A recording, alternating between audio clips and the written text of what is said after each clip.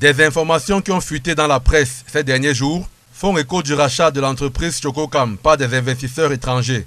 Détenu majoritairement par le Sud-Africain Tiger Brandt, le mastodonte des produits chocolatiers échapperait ainsi aux nationaux avec des revers pour l'économie nationale.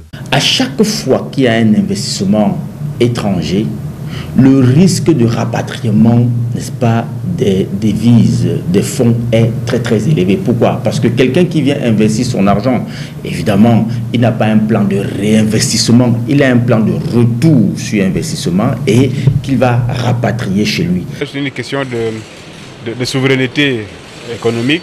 Nous parlons d'industrialiser le pays. L'occasion est donnée une fois de plus d'élargir l'éventail des investisseurs dans la filière cacaoyère. Si l'entreprise en question demande toute opération de rachat dans ce sens, bien que le processus soit en cours, on craint dans les milieux économiques que les principes qui guident le protectionnisme en la matière soient foulés aux pieds. Ceux que nous considérons comme des investisseurs étrangers sont les construits d'autres États qui deviennent leurs excroissances et qui viennent justement nous phagocyter ici pour le rapatriement, n'est-ce pas, de nos richesses. Les nationaux ont intérêt à réinjecter beaucoup dans l'économie du Cameroun pour faire tourner, pour accroître leurs propres réserves également. Les consommateurs qui ont abondamment commenté cette actualité sur les réseaux sociaux redoutent la capacité des nationaux à maintenir le cap, leur réputation les précédant. Depuis 2019, il y a des nationaux qui ont prouvé qu'ils se sont mis dans le secteur et qui ont prouvé qu'ils étaient en mesure de travailler.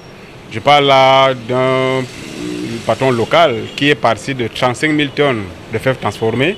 Aujourd'hui, il vise 80 000 tonnes. Chococam ne vend pas seulement le fonds de commerce, mais il vend également les process.